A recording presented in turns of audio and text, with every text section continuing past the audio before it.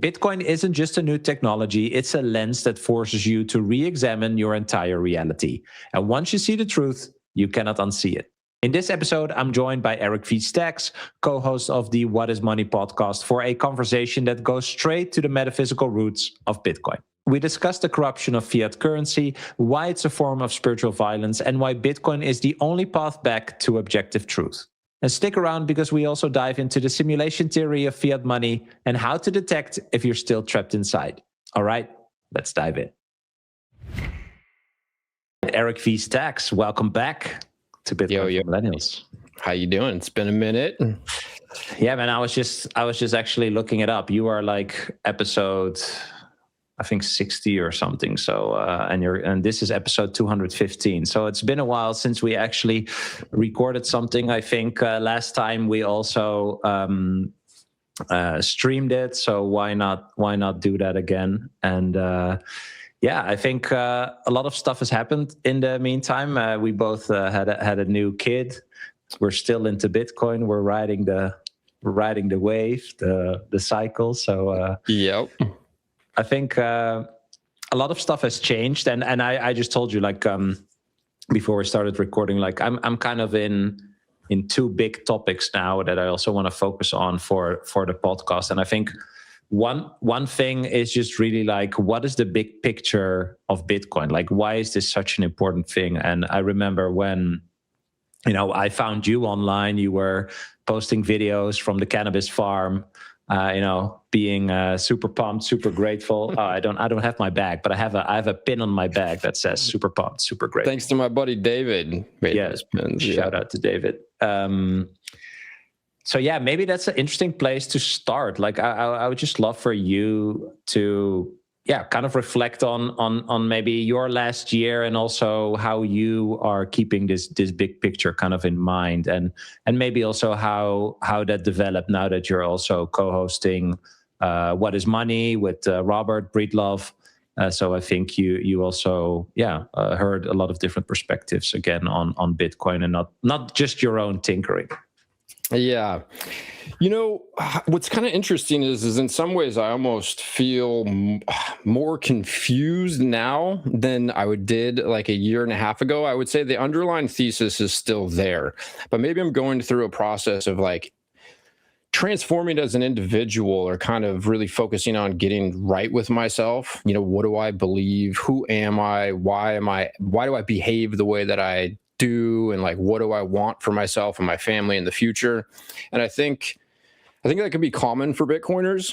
You come to this conclusion that Bitcoin is the best place to put your economic energy. And then what? You're like, it's kind of, it reminds me of a Forrest Gump moment where he like runs in and tells his mom, like, hey, we got this big contract for this ping pong paddle company or whatever. And his mom's like, yeah, we don't have to worry about money anymore. And he's like, yeah, it's just one less thing, And so simplifying your economic strategy, I think, is really, really, really profound.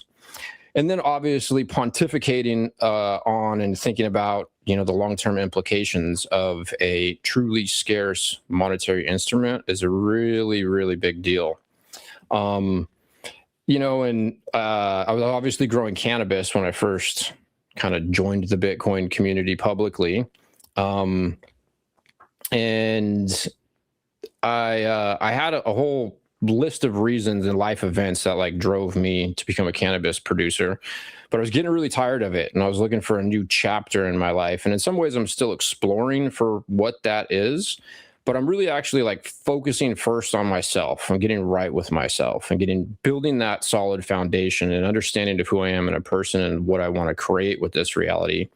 And then prioritizing, health, wellness, family, community. And so, yeah, it's kind of where I'm at in the process. It's interesting because when I first started making videos, I really had no idea what was going on Bitcoin Twitter. I just got onto Twitter, and if I had known what I was getting into, I don't know that I would have made the videos. It's kind of a trip. Why? And why? Because I spent a lot of time. I'm pretty introverted, and I spent a long time in isolation. And so it's been really interesting sharing or like I don't know, putting yourself out there and then getting that reflection back to you from the world around you. And like, I think there's something big there that could be very transformative. And I'm sure a lot of people who create content and get any level of attention can attest to that. It's an interesting introspective reflection that you're getting from the outside world. But I kind of had to pump the brakes a little bit. You know, I was like, wow, what am I going to do with all of the, you know, with the attention that I got, and what's the goal? And do I want to just be some shit talking, weed smoking, pontificating, philosophizing individual walking around a greenhouse? Like, that was a chapter in my life. And so I don't know. I think a lot of us get to this point where we're like, okay, well, what do we do with ourselves? How do we contribute value to the world? What's important to us? And through that process, for me, I've kind of like retracted and been like, you know, what's really important to me is that I feel good about my life and myself, and I'm performing as a father and a husband, and then I'll build from there. So I'm kind of in this very unique transition period in my life as I'm like embarking on a new chapter. And then working with Robert and co-hosting the show has also been pretty interesting. He invited me on as a guest in March, which you had something to do with. You referred me. And after we recorded, he's like, hey, you want to move to Miami and co-host the show? I'm like, fuck, that sounds good. Let's do that. So I went home, packed up all my stuff. I was here like a month later in a rental. And learning about content creation, you know, the whole podcast game is a whole unique animal in itself. I'm sure you can attest to that. And so in some ways, I'm getting prepared to go hard on that. Robert is going to be moving to Ibiza, Spain, and he's going to kind of go into quasi monk mode to finish writing his book. And so I'm going to run the podcast for a while without him, which will be fun. But it is interesting. You know, I never thought about interviewing people and procuring guests and, you know, managing a little media business. So there's a lot to learn there. You know, I'm pretty excited to meet and talk to Bitcoiners. Obviously, it's like one of the most fun things you can do once you stumble down the rabbit hole. So yeah, I'm kind of just in a whole new chapter in my life. And in some ways, I'm kind of just making sense of it all. Yeah, awesome. I one word I'm thinking about is like alignment, right? It's like you said, like you find Bitcoin, you're alone. You are like literally alone in this like upstate California, running around for years, yelling at the same like 20 people. Like, oh my god, you guys, exactly. You guys don't fucking understand how big of a deal this is. Yeah. You know? So, but I think this is something that a lot of people actually experience, right? And the cool thing is that when you start talking about it, I think it's so funny you say you're like an introvert, right? Because when I saw your videos, I was like, damn, I want to talk like this dude. Like, see, so it's just all your own perspective. But what I really love is that in some way, like you and me and a lot of other people, we feel like motivated to tell other people. Everyone feels motivated to tell other people about Bitcoin when they really get it. Right. But it's like no one wants to listen. So you're instantly confronted with like, OK, well, how much do I understand it? Can I actually, you know, have proper words and explanation for what I think this is? Right. So you're instantly kind of like running into that friction where you're trying to do something, but you don't really know like what, but you are consciously deciding that you want to do that. Does that make sense? Right? Like, and I think that is like the freedom that Bitcoin brings to a degree, apart from the financial stuff. It's like, hey, if I can make my own decision with regard to money, like really having my wealth as my property, that is the empowering part of Bitcoin, I think, right? And then it doesn't really matter how much Bitcoin you have. It's more the fact that you realize that you can actually do that. And then that transmutes to all these other things that you can just do in your life and basically own. So I just think that's really interesting that when you just start, you see that, you know, all these little openings literally present them to you. And then, you know, in some weird way, you're now sitting in Florida. Exactly. Yeah. You know, I think a lot of us understand the feeling that you get when you understand the problems that we have in the world and how they're related to money or the lack of a monetary solution, which is both like you go through the process. And for me, you get really like, it's easy to get frustrated. You get on social media and there's all this information. You got the Whitney Webbs of the world just talking about how fucked everything is. And you realize you're like, wait, everything's downstream of broken money. And we actually didn't really have a solution to the I don't know, I call it the game theoretic fuckness. Because of the physicality of property, you have this derivative system, and then the incentive is to run a fractional reserve. So what do we have? We live in a world with liars who got away with running a fractional reserve because we had a physical yellow shiny rock that we were using as money to effectively trade and build the civilization that we're in. So when you think about it through that perspective, on the other side of it, I'm like, oh, okay, like I understand how we got here. Like it makes sense. There wasn't a better way. When it comes to holding Bitcoin securely, peace of mind starts with architecture. OnRamp's multi-institution custody model distributes control access across 3 independent regulated key holders in a 2 of 3 multi-sig quorum. No single point of failure, no pooled or omnibus exposure, just segregated client-titled vaults. You retain full legal ownership while OnRamp coordinates security, compliance, and operational workflows behind the scenes. Multi-institution custody is the foundation for everything that OnRamp builds. Sound infrastructure that distributes counterparty risk and provides fault-tolerant resilience with clear audits and institutional controls. And now OnRamp is piloting flat, predictable pricing to make best-in-class Bitcoin custody and financial products more accessible than ever.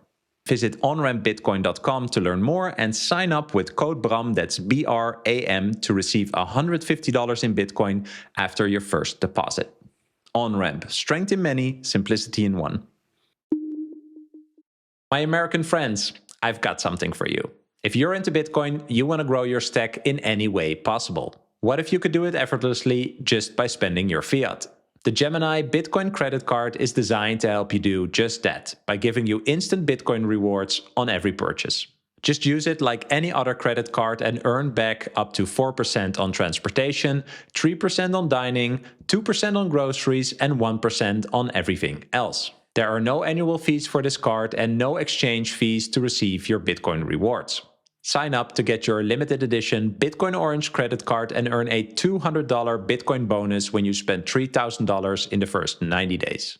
You can find more information and terms in the description below or go to gemini.com/Bram to sign up today and start stacking effortlessly. That's gemini.com/Bram. And now there is a solution we've never had. Like sometimes I refer to the pre-2009 era as the BB era, since the beginning of time to 2009, the before Bitcoin era. The reality that we lived in is fundamentally different than 2009 and on. Now we have this inviolable ledger. It's effectively, you could think about it as metaphysical property that can't be taken from you if someone kills you. So the incentive inversion is enormous. And then the game theory also inverts to now the prudent, honest market participant who's providing the most value in time will take over the market. And that's a really big deal. I don't think enough people, I just wish more people could understand the implications of this monetary protocol.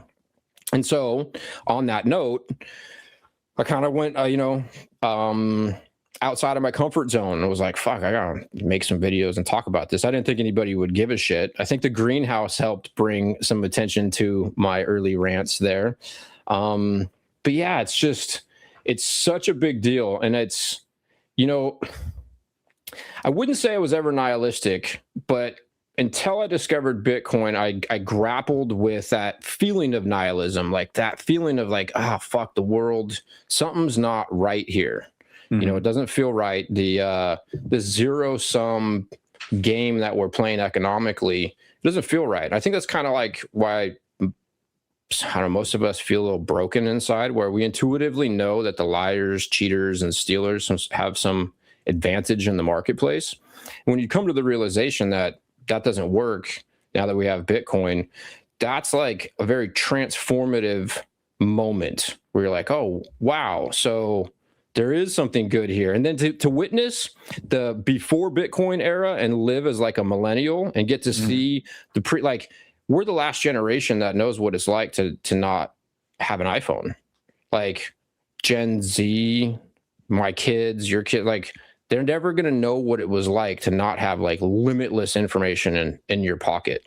So to have the contrast, to go from like peak dishonesty or the end of a paradigm that, as far as I can tell, has existed since the beginning of known time, and moving into a new age. And as far as I can tell, the thing that changed is Bitcoin. It changes it all, you know. And that's I really like Jeff Booth's work. He's one of my favorite individuals. If this thing stays decentralized and secure, what are the implications of that? It quite literally changes everything. Yeah. And that's, you know, it's why Sailor said Bitcoin's hope. It feels so good to tether yourself to something that you actually believe can affect the positive change that you want to see in the world. Not to mention that like incentive vortex that is Bitcoin. You're like, oh, wait a second. Like I got to park my money somewhere because the currency is being debased. What are my options? I can buy real estate, some commodities, equities, treasuries, collectibles. It's effectively all you can buy. And Bitcoin's better than all of those. And you're like, okay, so I'm going to buy this thing because it's how I'm going to come up the hardest. And then you get some, you're watching the price. And if you're productive, you're like, hey, I got to buy more of this, or I got to buy something else. It's this like one-way street. And then you start to go down the rabbit hole and think about the societal implications and all the things that we deal with in the world today that are a result of having this Keynesian pseudoscience bullshit, you know? Yeah. Every day you're challenged by the question, can I still trust myself? Right? Because you took a decision now and you have to own it. So you constantly, like even more than before when you were just like moving in the fiat world, now you made a conscious decision, which is Bitcoin, which gives you like instant responsibility over that decision, which I think is also something that before that, not a lot of people actually experienced. Definitely not when it comes to money. Yeah. Interestingly enough, I did have a similar level of responsibility. I would say it was a lot harder maintaining my money, growing cannabis for so long, because I had banking impedance. So I had to deal with cash and, you know, I don't know, sometimes large monthly expenses, and hiding the cash was a thing. When I got all of my resources into Bitcoin behind a multi-sig, conceptually, I knew how big of a deal it was. But that when it was done, that moment, I'll never forget it. It was such a feeling of relief. Like I spent so many years of my life, although I'm paying taxes and I'm licensed by the state, I'm a lawful market participant within the jurisdiction that I was operating in. I still had issues with the cash. You know, the cash could burn down, it could be stolen, seized. I got to pay an attorney a bunch of money to get my cash back. So that was an interesting experience for sure. And it really primed me to understand how big of a deal it was to have something that's virtually impossible to steal from you. But, you know, going back to like Whitney Webb and the black pill thing, the thing that I think is so amazing for Bitcoin, we can all attest to is it even though it is probabilistic, you could say, you know, I mean, a lot of us believe it's done, it's certain, but it is probabilistic. But it is a solution. The Whitney Webbs of the world, as far as I can tell, I don't know that they're offering up a real solution to the average individual. I listen to Whitney Webb and I'm like, what are we supposed to do? We just all move to Alaska, live off of elk, and run Linux with our own server? And like, what do you do? It's like, okay, we need a solution to this. And I actually, you know, I really wish Whitney Webb would dig a little bit deeper on the Bitcoin thing. She's talked to some Bitcoiners. She's been on McCormick's show. But it's like all corrupted, the bankers, this and that. Yeah, well, I think she has a point. I do. And it's kind of like what Booth talks about. Like you have a system, an entire system. It's systemic. The whole thing is based upon theft. How is that system going to respond to a inviolable protocol? It's going to attempt through, I don't know, Darwinian self-preservation, if you want to personify this system, it's going to attempt to corrupt it. And I think we are seeing that. And as far as like the price, it seems to be a little underwhelming at the moment. And I think that we're just dealing with fuckery, dude. You know, and I'm not a Wall Street guy. I don't know what kind of games could be being played. You know, dark side is an individual, I believe, who I think he said there's, I don't know, like 42 million or something paper claims on Bitcoin. I could be wrong about that, but the idea that there's a bunch of paper Bitcoin, there's a bunch of fuckery at hand, I think that's expected. That and like real money is here, and they're going to play some games. There's a lot of FUD. It's like we have increasing noise at the same time that the signal is increasing. And that's where I think it's really important. And I don't know, personally, I've been kind of going through that process of just getting right with myself and to get a little metaphysical and spiritual with it all. You know, I do believe we are creators of our own reality. I believe in simulation theory, and somehow we're projecting this reality from our fractal of God source consciousness, right? And so I'm starting to think more and more so now, like, when's Bitcoin gonna rip? You know, it's like when we're ready for it. When we're not ready for it. Like, Bitcoin is exactly what it needs to be for where we're all at now. And that's kind of an interesting thing. And it's almost like I don't know, there's a letting go that goes through the process. And I actually would like to talk to American Hodl, which I believe you've had on your show a few times, because he speaks to this really good, the process of like going through the ups and downs and kind of like being humbled and relinquishing control. And for me, I get up on the daily and I have to make sure, you know, hey, is my family healthy? I got responsibilities, stuff to do. And like, is my thesis around the world still something that I believe in? And that could change at any time, you know, like a lot of us, and there's people who speak to it, you know, I even Sailor's one of them. He's like, yeah, I thought it was bullshit. I was wrong. You know, you have to be humble to a certain degree and maintain that humility. You know, it's, I don't really know. I almost don't know how to verbalize or articulate that experience. What do you think? Well, I think you're forced to do it. Like yesterday, I had an amazing conversation where Matt, who I was talking to, he explained to me the etymology of humility comes originally from like the word like humus, like ground. So like being humbled is like grounding yourself again, being put back on the ground, right? Like you are like way off your feet, basically. You're too high up and you're getting humbled, right? And I think my translation is kind of like being high up is like you're not aligned with what you want to do, right? Like it is not like you're following like your own alignment. And so when you're humbled, you get back to that point. But I think we enter this battle that is so far beyond us as this individual. Like I do feel that there should be like more collective energy even geared towards this, because this is like Tuur de Meester says, like this is a war. Like it's a war, because what does Bitcoin do, right? Like you said, the metaphysical part, what I mentioned, the mirror part, like you cannot touch it, but it's still there. The concept is there. Right. And it's like a full on 180 mirror of fiat money. Everything that fiat money is, Bitcoin is not. And so once that exists and it cannot ever go away, you have something to fight back against all the nonsense that the fiat money people basically spout. Yeah. And, you know, I kind of have this. So I ate a bunch of mushrooms a while back, a couple years ago, and I was thinking about Bitcoin, and I'm visualizing this, I don't know, like this flat place, this immovable object that you can stand on or tether yourself to in a reality with all of these variables. Everything is in motion. So how do you see clearly economically what the value of anything is if you're measuring the value of goods and services in dollars, but the amount of goods and or the amount of dollars is always changing? It's that the ruler is not fixed. And I think that creates a lot of confusion. Well, and it definitely creates a whole bunch of unnecessary economic activity where people are constantly moving in and out of assets or stuff to try to figure out jobs or whatever. Yeah. And so that having that monetary constant, I think, is a really big deal.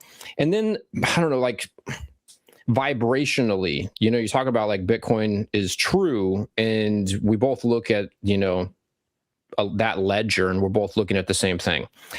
I think there's something really big there in ascending to a higher state of consciousness, or becoming more aligned as individuals, commingling and co-creating in this reality.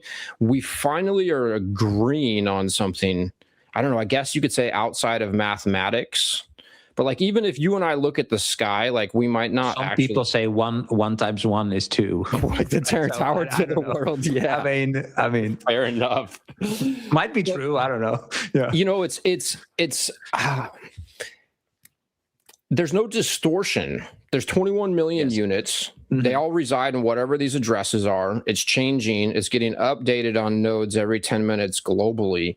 The level in which we all agree to this thing has more clarity or more vibrational alignment than religion. With all these religions have very common themes, but there's slightly different stories and whatever. So if you think about like our vibrational frequency, as you look at the economy and you look at this reality and you're like, hey, you can take everything on planet Earth and divide it by 21 million coins. Like there's a level of signal and clarity and alignment there that, and I might not be putting words to this the best, but it is definitely unlike anything that we've ever had before. And I think that's very interesting as far as like our consciousness and our awareness, and then the self-reflection and being like humble and grounded, and I don't know, man. And it's also fighting for something that you believe in. I think most people, whatever the statistics would be, like 99 point whatever % of us are like not psychopaths. We default to doing the right thing and cooperating with others. I think in like a fiat world where I think you said that, well, it's like when the ruler is broken. I thought it was interesting, by the way. I saw another comment like, happy you feel the same. I thought it was a newbie feeling, but this is the essence, right? Like we are still, even after 10 years, I'm still trying to wrap my head around like, what does this mean? What does it mean when you have a broken ruler, right? Because, and someone else said, we agree on the value of our time. And that's a good thing to weave into this, right? Like if I have a value proposition and I say this costs 100 money units, and you say, well, I'm interested, but I want to pay 80. And I say, well, I'll do it for 90. And you say, yeah. And we shake our hand. At that time, only that time when we agree and shake hands, we have this equal exchange, right? So you value my time or my energy and time, my productivity, the same way as how I value it. And then we agree that there's this exchange in value, right? But the fact that there are other people that influence the measurement of that value beyond that point is the issue, right? That's the broken ruler that you mentioned. Because you after that exchange, you effectively have a third party involved in that transaction that's meddling with, that's stealing from you. And I think that also creates a low grade state of psychosis where like most people are unaware of I guess maybe that's not the case now. Most people are aware of inflation now. It's becoming a commonly discussed thing. You have the debasement trade and people should buy gold or whatever the rhetoric is around. I think a lot of people think inflation is the prices go up, but that's because of all these other things that are not money printing. Yeah. Yeah, but it creates this, I think it creates a low-grade state of psychosis. And if you're healthy and a high performer, then you're responding to that. You're incentivized to figure out how to get around that. It's like a Jeff Booth quote comes to mind, where you have abundance in money, you create scarcity in everything. Where you have scarcity in money, you create abundance in everything. And so I don't know. I go through the world and I'm in Miami. I was just driving back from the pediatric the other day, and I'm looking at all this real estate, looking at all these businesses. And I just got a letter from the state of California for taxes for last year. They want me to send them a couple documents. And I'm just like, looking, all this economic activity, all of this stuff that people are doing effectively to figure out how to put their time and energy in an abstracted form, how they're trying to save their economic energy. And then in addition to that, how they're trying to avoid being effectively stolen from or debased. And then that, you know, the worse that gets, the more prone people are to operate in a zero-sum way against each other. So I feel like we have this invisible hand in some ways that's incentivizing people to behave in a way that they otherwise wouldn't. And Bitcoin is the antidote to that. And it's just so profound. And so simple too, you know. I think about, like, what does the world look like when governments are not stealing all your shit and people have access to food? You know, giving my daughter like this little beef stick. We're getting these, like, I don't know, or grass-fed beef sticks with no garbage in them. This thing's like $3 or something. You know, I'm like handing it to her the other day, and I had the moment of realizing, or like in that moment, it came to me. I'm like, do you know how many fucking people or kids want to eat this, or are at a store looking at food and are like, I can't have that because I can't afford it? Like, that's fucking crazy to me. Like, the abundance that we have in the world today, it's the most abundant it's ever been, but it's just not evenly distributed. Gosh, I would really like to see Bitcoin do what we all think it should do. Right now, through 2025, Blockstream is running their biggest sale yet. 21% off the Blockstream Jade Plus right in their store, and your price is adjusted at checkout. This is the lowest price you'll see all year on the most trusted Bitcoin-only hardware wallet on the planet. The Blockstream Jade Plus is the simplest, most secure way to protect your Bitcoin. With a sleek design, full color display, and a dead simple setup, you'll be securing your sats in minutes. And pair it with their Blockstream app for the smoothest onboarding, offering advanced features like air-gapped setup, QR mode, and native multi-sig support as your stack grows. Go to store.blockstream.com, where the 21% discount is active through December 31st. And if you use my code BRAM, that's BRAM, you get an extra 10% off your order. Let's talk about something that not a lot of people think about before it's too late. Where are you storing your Bitcoin seed words? Are they truly secure? I found my solution with StampSeed. It's an elegant all-in-one titanium plate solution with no separate pieces to lose or manage. Your seed phrase gets permanently stamped into pure titanium that withstands fire, survives water, and lasts for generations. Unlike shallow etching methods, StampSeed's patented tools help you to deeply stamp every letter for permanent readability, protecting your financial legacy. When you order a titanium seed plate from StampSeed, you can also upload a custom design or your logo to customize the back of your plate to make it fully personalized. Paper seed phrases are a disaster waiting to happen. Secure your Bitcoin with StampSeed for decades to come. Visit stampseed.com and use code BRAM, that's BRAM, to get 15% off your order. There's something very revolutionary about taking on a Bitcoin position. For me, I determined when the Sailor series hit. When the Sailor series hit and I listened to the Sailor series, I unloaded a bunch of gold and silver that I had. I had Bitcoin and gold and silver at the time. Being a cannabis producer, having the banking impedance, I didn't own a bunch of real estate. I didn't own any equities or whatever. And I remember just having the conscious thought, like, there's been this galactic battle between good and evil since the beginning of time. And in some ways, you could say that evil or dishonest market actors have a stranglehold on the global economy. And this is the thing that could fuck them up. Like, I'm all in. I don't give a fuck, dude. I'm going to ride this thing to infinity or zero, right? Like, yes. And if it goes to zero, I will die at the end of my life. But I'm going to have to figure out how to make money, go into the marketplace, solve a problem, make sure I can take care of my family. But I will know that I at least tried to do something that has real impact.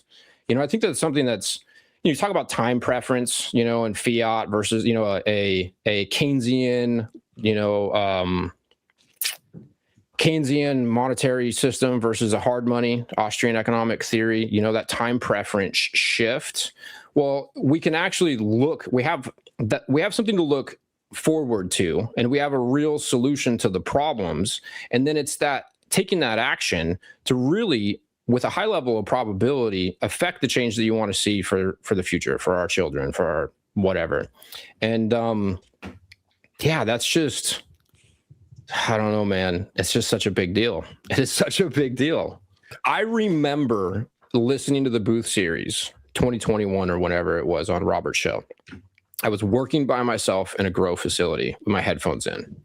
And Booth says the natural state of the free market is deflation.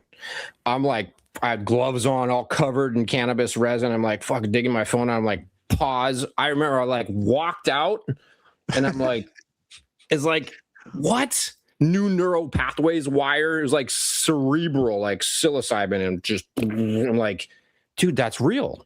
Like, why? That is so profound. And we just believe that like inflation is an inherent, or, you know, it emerges from the marketplace naturally, or we need the government to expand the money supply as the economy grows. Mm-hmm. That was such a powerful moment. Like, wait a second, the natural state of the free market is deflation. So if that's the case, and how, but first off, how is that? Because supply satiates demand. Unless you have some sort of regulatory moat around the sector and the marketplace, your margin is always under attack by other entrepreneurs and capital. The larger the margin, the larger the beacon of opportunity for entrepreneurs and capital to move into that sector of the marketplace and provide that good or service, which is in turn going to bring its value down. So if the free market is naturally deflationary, and you lay on top of it an inflationary monetary system, those are fundamentally two incompatible forces. Like, just that in itself, it doesn't work. Full stop, end of story. It distorts what would be nature's course, and also true capitalism, by the way. Like, yes, well, it's unsustainable. Yes, it's unsustainable. You have to hyperinflate. Or then there's, you know, now let's give some credit to the Whitney Webbs of the world, or you end up in some tyrannical, I don't know, gulag fucking situation where you're just locked down because everything's going to fall apart. Yeah. And so you can see clearly the deflation taking place if you measure the value of goods and services in gold or Bitcoin. But with Bitcoin, the supply, once we hit 21 million, it's fixed. You know, and that's like, I remember listening to Saylor's keynote in 2023 in Prague. It was the first keynote he did with slides. He's talking about gold or thermodynamics and half-life. If you're increasing the supply of gold at 2% a year, over 35 years, you double the supply of gold. So you're getting cut in half. So really, before Bitcoin, there was nowhere that you could put your money where you weren't bleeding out at some degree, to some degree. Yes. That is profound. I spent a couple of years of my life walking around just like, oh my gosh, what a big deal that is. Like, how long is it going to take the world to wake up to this? Seb Bunny told me all the money you have today is worth the most today. That was so profound for me. Yeah. When he said that, right? And that is, I think, what people don't really consciously know, but they do feel. They do know it. But it's also true on average across the entire marketplace. Equities, real estate. So if your real estate's going up 10% a year and the dollar's being debased at 10% a year, you're treading water. Then you got taxes and entropy, you know, you got maintenance 1% a year. Like, you have paid for real estate in a 1% tax jurisdiction, 1% annual average maintenance cost. You're losing 2%. And so you're going up 10%, the dollar's being debased at 10%, but you have 2% carrying costs or ownership costs. You're back to that 35-year half-life, and people don't see that. You know, and shout out to your mortgage also. Well, yeah, then you add in the mortgage, and it's like you're just... That was also like 30 years, right? Like pissing energy into this thing that people believe is an asset. It's really a liability. And what's happening with the house is the same thing that's happening with a car. Like, I'm sure in Zimbabwe or in Venezuela, there's you got inflation at such a rate where the currency is being debased fast enough where a Toyota Corolla is going up in nominal terms as far as that currency. Well, in the States, the dollar isn't being debased fast enough for an automobile to increase in terms of dollars, but the house is increasing in terms of dollars because the currency is being debased that quickly. So it creates this optical illusion. And then, a shout out to Canute, infinity divided by 21 million. That concept is a first with Bitcoin. You could never have all the wealth in the world forever denominated in anything pre-Bitcoin because you have the scalability issue. You can't infinitely subdivide gold, right? And so you're back to this derivative system, which then is corruptible, which is where we're at today. So this is like it's an absolute first for our civilization, and the implications of it are just so profound. They kind of break the brain, and then you like put it back together, and then you're looking at the world through an entirely different lens, and that's very powerful.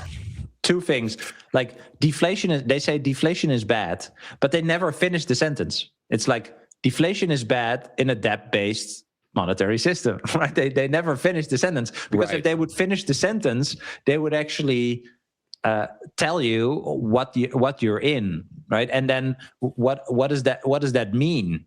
What does a debt-based system mean, right? Like sometimes I see these people, these like PhD finance people on X, and they're like, well, who do we owe the debt to? Well, your fucking kids, dude. Like we're stealing from the future. Yeah, you create energy from nothing, which is impossible, right? And you're borrowing it from the future in the now with the, I mean, in essence, the idea of debt, of credit is not a bad idea, I think. But as long as the credit isn't printed into existence. Exactly. If somebody's pooled capital together and they're going to loan it to some entrepreneur in some sort of consensual market exchange, there's no issues with that. Exactly. So the and that agreement, by the way, is also way more clear, right? Like there would be a certain interest on that money, but that would be agreed upon in like a free market, right? It's like my pitch of what I'm going to do with my company, whatever, has a certain risk level to you as my financier, and therefore you say, well, I need XYZ%, and I freely agree with that or not, because I have a good idea of what I'm going to build and what that's going to be worth, right? So in that sense, that would be a way better agreement. But now it's just created into existence. And I never understand why they don't understand that you're borrowing from your children, because at some point the credit is due, right? Like you have to pay it off. And when you look at like the US debt clock, and you look at I'll pull it up now, because I think it's always so interesting. Yeah, and I'll share a thought actually. Go ahead. I'll put it up. So you have I don't know, Harvard level economists that believe this Keynesian, I don't know, economic theory, and I think the reason that that's the case is you to get to the point where you're like, wait a second, this is bullshit, requires you to admit that at the very least you believed or accepted something that's bullshit. And there's cognitive dissonance there. It can kind of break the brain a little bit. I'm sure you can attest to this. The people that I find have the hardest time grokking Bitcoin or seeing, the magnitude of Bitcoin are people who are educated and successful in our current economic paradigm. They're like, yeah, I don't know. It seems sketchy. I'm doing just fine. I got my real estate. My stocks are growing up 10% or whatever. Mm-hmm. And I went to school. I paid $250,000. And, we need inflation, and we need central banking. We need a central authority to control the cost of capital effectively and meddle in the marketplace, which, it's pretty simple if you think about it. Like it's economics, and I don't know, I'm just a humble pleb. I could be wrong about all of this, but it's simple supply and demand. The value of capital is going to be relative to the supply and demand. If you have a bunch of unused capital that people are sitting on, interest rates would be lower because you have more supply relative to the demand. If there's not a lot of available capital, interest rates are going to go up. And so you're going to find that market equilibrium. And we are very far away from that currently with this fiat bullshit. And we do live in a deflationary world. You just can't see it until you look at prices through something fixed like Bitcoin. Mm-hmm. And even today, Bitcoin's obviously the supply is increasing, but it's increasing at a slower rate than everything else. I find this to be an impactful one. I'm talking to people about Bitcoin who are like new to the idea. You can denominate the value of anything and anything. I can denominate the value of my laptop in blue light blocking sunglasses. I can denominate the value of my pickup truck in chickens or whatever. So if you denominate the value of anything in the marketplace in Bitcoin, we're making more of everything else on planet Earth than we're making more Bitcoin. The supply of Bitcoin is increasing at a slower rate than the supply of real estate, equities, gold, all the other shit. So Bitcoin's convertibility into any other good or service is going to increase in time. It's fundamentally that simple. And when you get to it is, it's like, yeah, but it's hard to grasp because it didn't exist before. I think that's it. Like I think there's the cognitive dissonance. I don't know. I mean, maybe you tell me what you think, but I think that in order to grok the concept, you have to admit that you were either at least unaware or believe something that was entirely wrong. And some people, yeah, again, ego death. Some that's people also can't handle that. I wanted to put up the like dead clock, right? I was looking for the. What are we at? 38.4. Well, I think it's here. Yeah, like 38.4. Yeah, it's wild, these numbers. But I was looking for this debt per citizen. Well, debt per taxpayer, right? So that's everyone that's paying tax. But like debt per citizen, $111,000. I remember first time I looked at this, it wasn't like 87 or something, but like per citizen, which includes babies, right? So when a baby is born, the government of the US is already $111,000 in debt. Not like on their name, but maybe like in their name or something. Like your government already spent $111,000 on something that baby will never even see the value of. When you see that, like that is not an accident. Right? There are people that profit from that. And that is fiat money, like you said, the zero-sum game. Like your baby is minus $111,000. Well, not in real debt, but in like what the country that he was born in actually owes, and he has to work to contribute to paying that off already. Does that make sense? Like I think that is so wild to realize that when you then hear these economists like or like Christine Lagarde of the ECB, like we have to tame the beast of inflation. Like it came out of nowhere. Like no, it's just a logical conclusion, a logical consequence of your flawed economic ideology. Yeah, well, when you have a money printer, you can paper over losses. I mean, Robert talks about this all the time. So you're not incentivized to be fiscally responsible. The government can do things in the marketplace that a person or entity that doesn't have access to the money printer can't do. If you do something that's not profitable, you eventually will go out of business. It's energy. If you're exerting more energy than you're consuming, you will cease to exist at some point. The problem with our current economic system is you have effectively a group of individuals or a nation state apparatus that can offshore its losses onto the innocent people that are using the currency. And so there's not really an incentive to do the right thing for the long term. And it is like, we are shittifying the future through this system. But the opposite is true once you take on a Bitcoin position. Once you understand Bitcoin and you're saving in Bitcoin, the exact opposite is taking place. You can see the deflation taking place in the world. We're also in a special time. I kind of think about it like it's the great demonetization. Bitcoin is going to demonetize all these other asset classes because it's so much better than all these other assets to use as, I don't know, savings or a vessel to project your capital into the future. So, but even once we get on the other side of that, Bitcoin will still appreciate at a faster rate than anything else in the marketplace because we're making more of everything and we won't be making more Bitcoin. So it's fundamentally, it's both so simple, but then unpacking this, it seems endless. You know, like to this day, I mean, it's like you got Bitcoin podcasters like us. They're just talking about this nonstop. It's it bends the mind. Yeah, I think so too. But I think this is also why this is such like a long game. This is not going to happen tomorrow. This is not going to be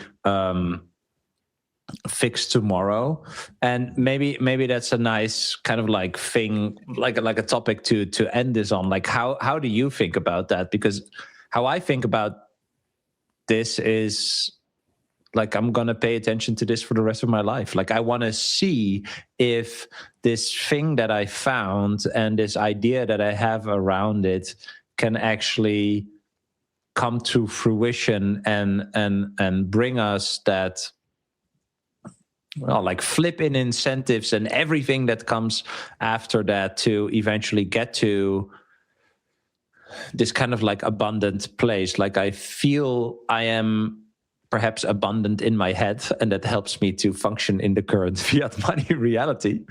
But seeing that change would be super cool, but I don't know if that's going to be in like our lifetime. So I think we're doing it for the kids, but I wonder what you think.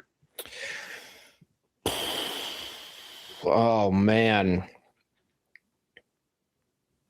I don't know, man.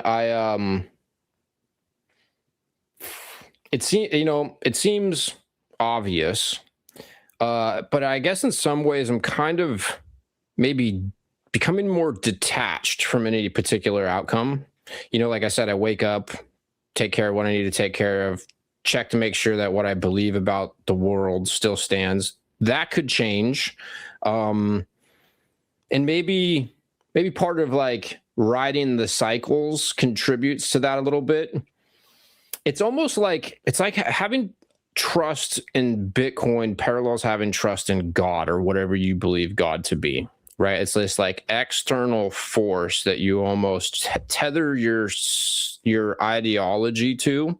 And with Bitcoin, it's so much better than anywhere else that you can put your money.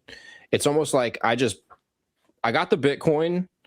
It's like God. It's going to serve me up whatever I'm ready for in that moment, right? It's like it's this full trust in this protocol. I'm like out. It's like Daddy Bitcoin is just going to give me whatever I get, and like I'm going to be happy with that because there's nothing better. And in that sense too, it kind of recalibrates you in some ways. And it becomes like it's religious. It's kind of psychedelic. It's yeah, man. It's I don't even know. It's powerful. It's transformative. It's definitely something very unique is happening that's never happened in human history. It's this orange portal. It's kind of sucking everything into it. It's reflecting back to us who we are. It's going to punish you for being, I don't know, egotistical and impatient. It's going to reward you and in the ways that it is. And maybe it isn't, but you're just going to kind of get what you're going to get. And there's not a better option. It changes your reality because you have this anchor that you can use to like move forward. You have this anchor of truth, whatever you want to call it. And so you're moving forward with more confidence, clarity, clarity than with fiat money, because you know that when you're moving forward on a fiat money standard, you're going to get stolen from and basically become less rich or more poor, right? Like that's the whole meme of Bitcoin is not a get rich quick scheme. It's a don't get poor scheme. And that's also like have fun staying poor. It's like if you don't figure this out, you're going to be poor because people are stealing from you like all the time, right? So if you don't fix that, if you cannot challenge your ego and accept that you have no fucking clue how money works, like we also didn't, then yeah, you can have fun staying poor. Like it's the ultimate kind of like responsibility red pill or something before the orange pill. Like you have to accept that you just had no clue and that you have to take ownership. Like everyone has this problem today. It's kind of what when someone asks me like, oh, why is it Bitcoin for millennials? I'm like, well, everyone has a problem, but especially the millennials and younger, right? Like you all have this problem today. There are no social services in the future. There is no pension for you in the future. So my literal money is in Bitcoin. Do whatever you do, but you need to accept that this problem is here today, and you need to figure out why it exists and conceptually grok it, so you can actually start figuring out what to do about it. And whether it's Bitcoin or not, is up to each individual, right? But just accepting the fact that the money is designed against your individual prosperity, I think, is just something you have to accept before you can even entertain the idea of adopting Bitcoin. Definitely. Yeah. What popped into my head that I find to be make me feel quite hopeful about the world and Bitcoin. The same driving force that caused the world to be so fucked, people first serving their self-interest, is the same thing that's going to make Bitcoin work. Now, the difference is now what serves the interest of the individual simultaneously serves the interest of the collective. Yeah, and that's like, these crazy psychopaths that have co-opted the marketplace through this fractional reserve scam. The same driving force is what's going to drive them into Bitcoin. Every once in a while, I think maybe one of the last things that I wrote and tweeted, and I've done it a few times, is Bitcoin's not a threat to anybody. It's a solution for everybody. It really is. Our current economic system flat out doesn't work. It just doesn't. You can't have an inflationary monetary system, a debt-based inflationary monetary system layered over a free market. So we don't have a free market. You have all these capital controls and all these forces and monopolistic incentives and regulatory moats. Like Robert says, if you have a central bank, your economy is half Marxist. It's half market. We don't live in a capitalistic world at this point. We don't, not with central banking. And so, like another quote from Booth I love, it's Bitcoin's the first global free market we've ever had. And I just think that it's incentives. I like Robert talks about this all the time. People respond to incentives. Charlie Munger, show me the incentives, I'll show you the outcome. And the incentives are so powerful with Bitcoin. That's why Bitcoiners can seem or sound or become hyperbolic. It's, and speak in inevitabilities. It's like, well, as long as this thing stays decentralized and secure, that incentive vortex is so powerful, it's going to suck everything into it. And it's the same driving force that caused the mess that we have today. And I think it's the BB era and the AB era. The reality is fundamentally different. If I kind of think in sometimes like, through the lens of simulation theory, it's almost like creator or whoever created this simulation, and maybe that's us just projecting this reality through our consciousness. It fundamentally changed in 2009. It's not the same reality. It is fundamentally different. The incentives have inverted. We have a solution to a game theoretic issue that has existed since the beginning of time. It's a new world. It's a bright orange future, and I would encourage anybody and everybody, if anyone's listening to this, to speak up, do your part, like share the gospel. And in my experience, one of the things that I found to be the most effective in orange pilling people that I know personally that aren't in the Bitcoin community is just by being fucking pumped. Like I can't tell you how many people are just like, you seem pretty happy, dude. I moved out of Northern California, and the last 5 years that I was there, like farmers are struggling. They're struggling because the natural state of the free market's deflation, supply satiates demand, the value of the commodity that these people are producing is declining because the supply is going up relative to the demand. Meanwhile, their cost of operating and living their lives is increasing. So it's like growing cannabis in Humboldt County was a very special thing that I'm very grateful for, because I got to learn a lot about the world in ways I don't think I otherwise would have. Watched a full-on boom bust cycle and like the mania, and to get onto the other side of that and watch a whole community of people that I lived with for a long, long time going out of business and not understanding what's happening. And then they look to me and they're like, oh, well, you sold your farm, you did consulting and farm management services, you bought some Bitcoin. Generally, people think, oh, well, you got into Bitcoin early, so, obviously you're lucky. You're pumped. But there's something more to like channeling those good vibes. And I think that's the thing. When you have good energy, I mean, we talk about it like, oh, that guy's got bad vibes.